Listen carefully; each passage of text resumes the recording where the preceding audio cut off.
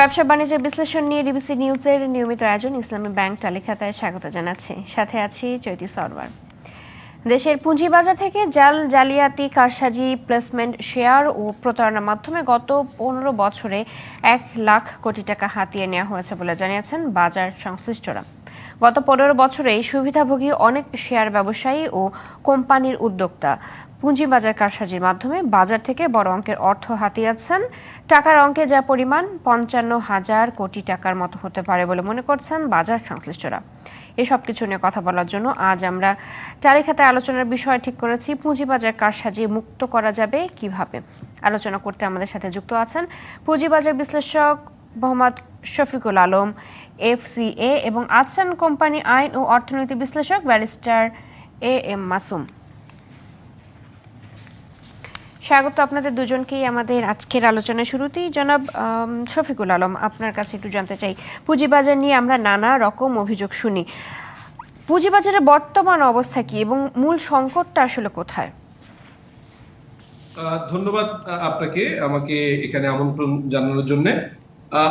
মূলত আস্থার যে ব্যাপারটি, এটি আসলে বিল্ড হয় সুশাসনের মাধ্যমে।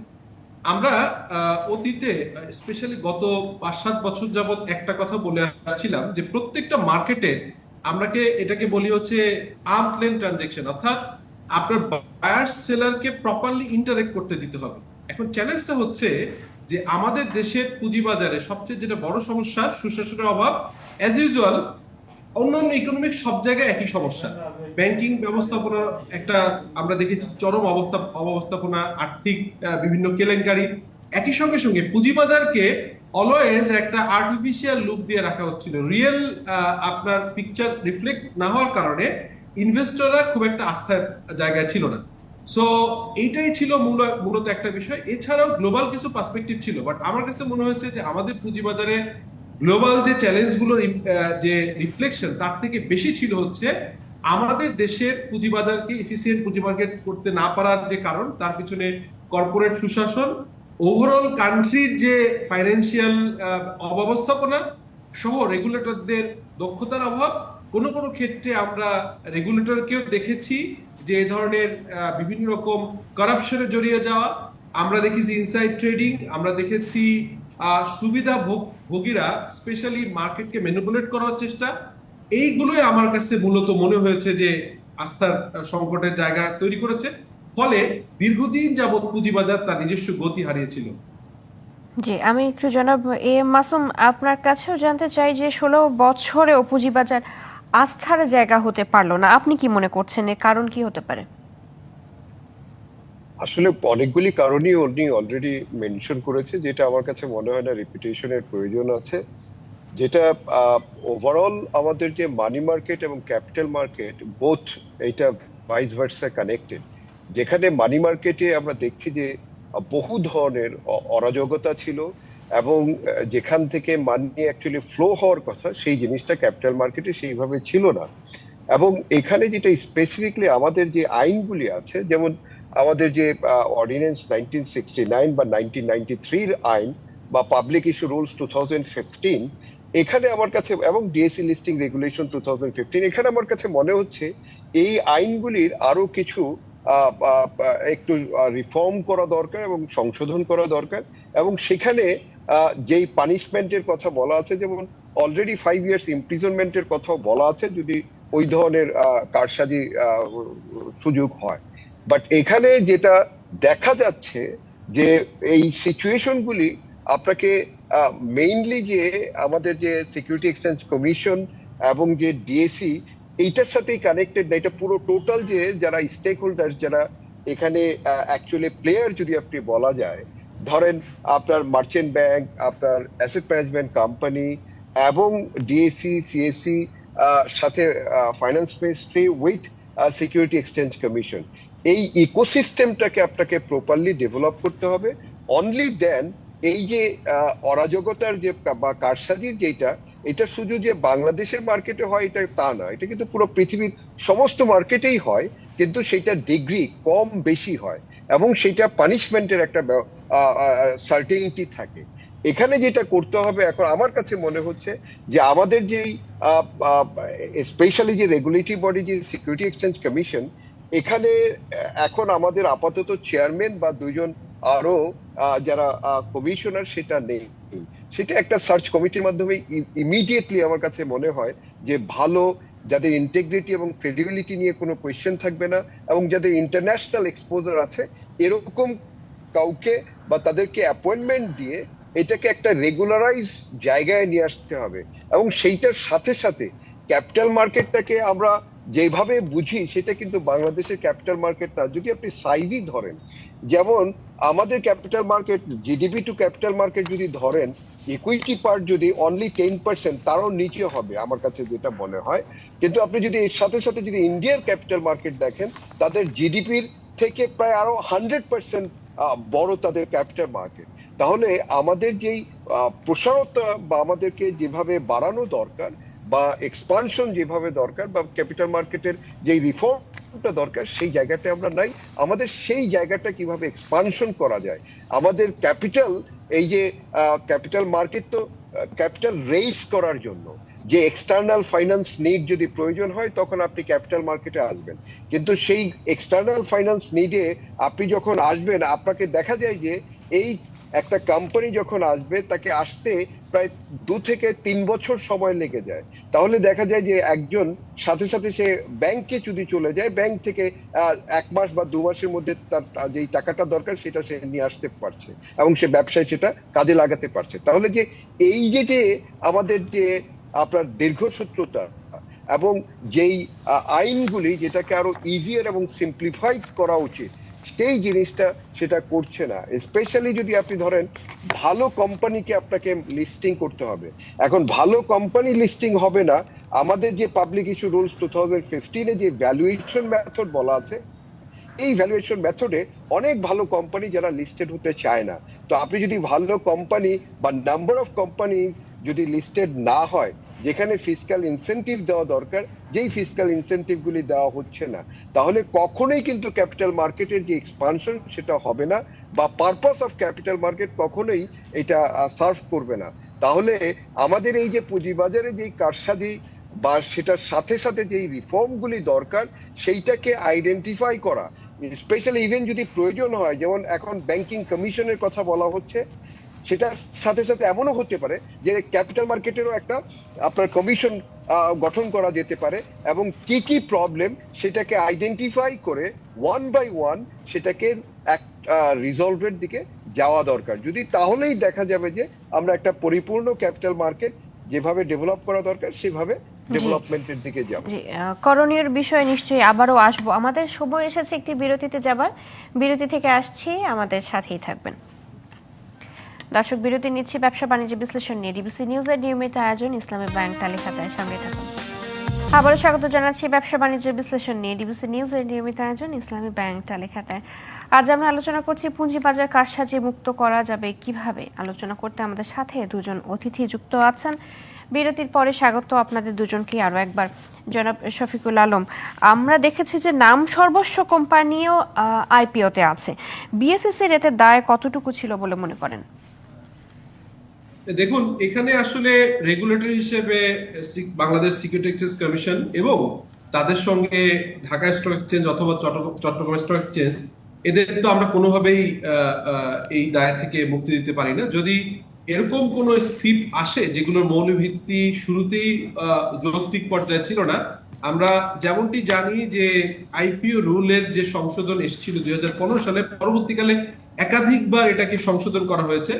তো সেখানে কিন্তু এইটাকে আইপিও প্রসেসে, যেমনি মাসুম ভাই বললেন যে দীর্ঘসূত্রিতা ছিল, অর্থাৎ আমরা দেখেছি যে ভালো কোম্পানিগুলো যদি প্রপারলি এখানে সমস্ত প্রসেস ফলো করে আসতে চায়, একটা লম্বা সময় লেগে যায়। কিন্তু কিছু কিছু ক্ষেত্রে যদি এটা আপনার রেগুলেটর হিসেবে বাংলাদেশ সিকিউরিটি এক্সচেঞ্জ কমিশন এই জায়গাটাতে সবাইকে ইকুয়াল ট্রিটমেন্ট না করে কাউকে কাউকে যদি স্পেশাল কোনো প্রিভিলেজ দিয়ে থাকে, অবশ্যই তাদের দায় এখানে আছে। এবং এর মাধ্যমেই কিন্তু আসলে আমি শুরুতে যে কথাটা বলছিলাম যে কর্পোরেট গভর্নেন্সের অভাব আছে বলে আমরা মনে করে থাকবো যদি এরকমটি হয়ে থাকে। এর সঙ্গে সঙ্গে আরো একটা জিনিস মনে রাখা দরকার, সেটি হচ্ছে যে বাংলাদেশ সিকিউরিটি এক্সচেঞ্জ কমিশন কিন্তু আপনার সেকেন্ডারি মার্কেটের থেকে মূলত হচ্ছে মার্কেটটাকে রেগুলেট করবার কথা। সেই জায়গায় এসে আমরা দেখেছি যে অনেক ধরনের অনিয়ম আমরা পত্রপত্রিকায় দেখে থাকলেও সেগুলোর প্রপারলি অ্যাড্রেস করা হয়নি, সেগুলোকে মানে যথোপযুক্ত যে শাস্তি ব্যবস্থা করা সেটিও আমরা অনেক ক্ষেত্রে কম দেখেছি। এটিও একটা অন্যতম কারণ। আরেকটা যেটি আপনি বলছিলেন যে এখানে কেন আমরা ভালো কোম্পানিগুলোকে আনতে পারি না, এর অন্যতম কারণ এবছরের ট্যাক্সে আমরা দেখেছি যে লিস্টেড এবং আনলিস্টেড সিকিউরিটিজের ট্যাক্স রেটের যে গ্যাপটা ছিল সেটি অনেকটা আগের থেকে কমে গেছে। যেখানে বাড়ানোর কথা আমরা বলছিলাম, মার্কেট সংশ্লিষ্ট যারা আমরা আছি আমরা মনে করছিলাম যে লিস্টেড হলে পুঁজিবাজারে যদি কোনো স্ক্রিপ্ট আসে তাহলে এটি লং টার্ম আমাদের মার্কেটের জন্য ভালো হবে। যেমনটি আমরা সবাই জানি যে আমাদের জিডিপি রেশিওর খুবই পোর, 10% বা বিলো 10% হচ্ছে স্টক মার্কেট কন্ট্রিবিউট করে।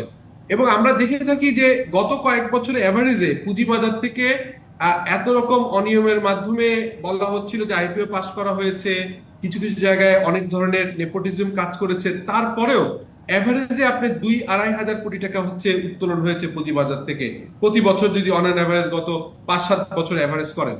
সেখানে আপনি দেখতে পারবেন যে ব্যাংকিং ব্যবস্থাপনায় লোন নেওয়াটা অনেক ইজি। আমরা দেখতে পাই যে হাজার হাজার কোটি টাকা বিভিন্ন রকম কোলাটেরাল ছাড়া অথবা নাম উল্লেখ কোলাটেরাল দিয়ে অথবা ব্যাংকের বা বাংলাদেশ ব্যাংকের সার্কুলার গুলো প্রপারলি প্রতিপালন না করেও মার্কেট থেকে তোলা হয়েছে। তো সেই কারণে পুঁজিবাজার যেহেতু সবার জন্য ইকুয়াল ফিল্ড তৈরি করবার একটা প্রত্যাশা সবারই আমরা করে থাকি, সেটি যেহেতু কিছুটা অনুপস্থিত ছিল বলে আমরা অনেকেই পত্রপত্রিকা বা এখন বেরিয়ে আসছে, সেই জায়গাটা যতক্ষণ পর্যন্ত আমরা ইকুয়াল প্লে ফর অল এবং এখানে যদি একটা লেভেল প্লেইং ফিল্ড না করা যায়, যদি কেউ এক্সট্রা অ্যাডভান্টেজ নিয়ে আসতে চায় তাহলে আর আসলে ভালো স্ক্রিপ্ট গুলো আমরা দেখতে পাবো না। অবভিয়াসলি কম্পারেটিভলি উইকার স্ক্রিপ্ট গুলো আমরা মার্কেটে দেখতে পাবো। জি, যেটা মাসুম ব্যারিস্টার মাসুম, আপনার কাছে জানতে চাই যে কেবল প্রতিষ্ঠান প্রধান বা ঊর্ধ্বতনদেরকে পরিবর্তন করে কি পুঁজিবাজারে দুর্নীতি অনিয়ম ঠেকানো যাবে? আস্থা অর্জনের ক্ষেত্রে কোন জায়গাটাতে সবার আগে সংস্কার করা প্রয়োজন? আসলে আমাদের দেখতে হবে যে টোটাল ইকোসিস্টেম, এখানে প্রত্যেকটা জায়গাতেই আপনার রিফর্ম প্রয়োজন। এবং স্পেশালি ধরেন যেটা যদি আপনি মানি মার্কেটকে আপনাকে সাথে নিতে হবে, যে সেন্ট্রাল ব্যাংক, আমাদের ফাইন্যান্সিয়াল ইনস্টিটিউশনের যে রেগুলেটরি বডি, যদি ব্যাংকিং ডিভিশনের কথা বলেন, সাথে আমাদের যে security exchange commission, DSE, CSE, এবং সাথে যারা অল ইনস্টিটিউশনাল যাদের ইনভলভমেন্ট আছে, এখানে আমাদের এসএসসির যেই কাজ সিকিউরিটি এক্সচেঞ্জ কমিশনের, তারা ওই পলিসি বেসিস এবং তাদের যত ধরনের রিফর্ম করা দরকার সেই কাজগুলি তারা করবে, বা মার্কেটে যদি কোনো ধরনের ম্যানিপুলেশন হয় সেইটাকে তারা দেখভাল করবে। কিন্তু এখন যেটা দেখা যাচ্ছে যে যখনই মার্কেটের আপনার ইন্ডেক্স কমে যায় বা ইন্ডেক্স বেড়ে যায়, ইন্ডেক্স কমলে রেগুলেটরি বডি ভালো না, বাট ইন্ডেক্স বেড়ে গেলে রেগুলেটরি বডি ভালো। এখন এই জায়গাতে অ্যাকাউন্টেবিলিটির ব্যবস্থা করতে হবে আপনাকে। এটা যেই হোক, XYZ যেই হোক, তাকে যদি আপনি অ্যাকাউন্টেবিলিটির জন্য যদি ইনশিওর করা যায়, তাহলে দেখা যাবে এইটা রিপিটেশন তাদের সেক্টর থেকে বা তাদের সাইড থেকে আর হবে না।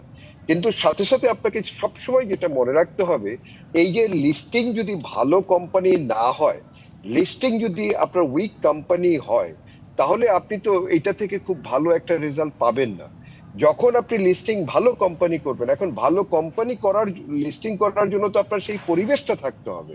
আপনি একটা ভালো কোম্পানি কেন লিস্টেড হবে, তাকে যদি আপনি ফিসক্যাল ইনসেন্টিভ না দিন, তাহলে সে কেন আপনার এই রুলস রেগুলেশনের মধ্যে আসবে? কারণ সে তো এছাড়াই ব্যাংকে যদি যায়, উইদিন এ মান্থ সে খুব ভালো দেখা যাচ্ছে যে তাড়াতাড়ি, এবং আপনার যেই ফান্ড তার চাইতে অনেক বেশি ফান্ড সে খুব কুইকার পেয়ে যাচ্ছে, তত ফর্মালিটিস নেই।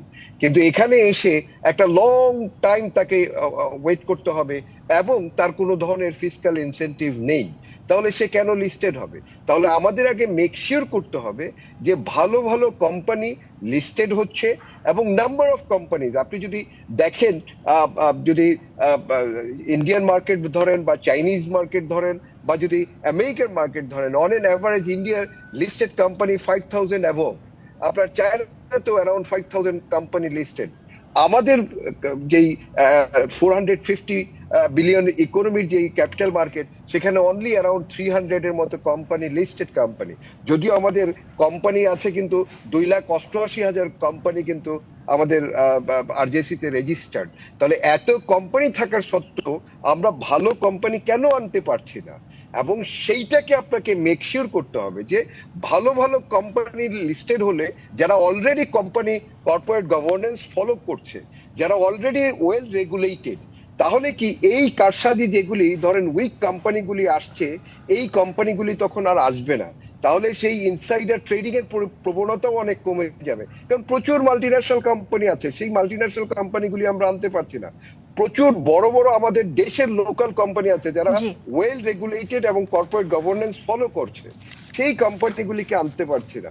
তাহলে যদি ভালো প্রোডাক্ট না আসে, তাহলে এই নিশ্চয়ই। কারসাজি সারা জীবনই আপনার থাকবে। তাহলে নিশ্চয়ই। আপনাকে যেটা মেইন কাজ করতে হবে সেটা হলো ফিসক্যাল ইনসেনটিভ প্রোভাইড করতে অবশ্যই হবে এই এবং এই এই ভালো বিষয়টা কোম্পানি লিস্ট নিশ্চয়ই করতে এই হবে। বিষয়টা দিকে বাজার সংশ্লিষ্টরা মনোযোগ দিবেন বলে আমাদেরও প্রত্যাশা। আমাদের হাতে আর সময় নেই, শেষ করতে হচ্ছে আমাদের আজকের আলোচনা। আপনাদের দুজনকে অসংখ্য ধন্যবাদ এতক্ষণ আমাদের সাথে যুক্ত থাকার জন্য। দর্শক, আপনাদের। ব্যবসা বাণিজ্য বিশ্লেষণ নিয়ে ডিবিসি নিউজের নিয়মিত আয়োজন ইসলামী ব্যাংক তালিকাতে আজ এ পর্যন্তই। সঙ্গে থাকুন।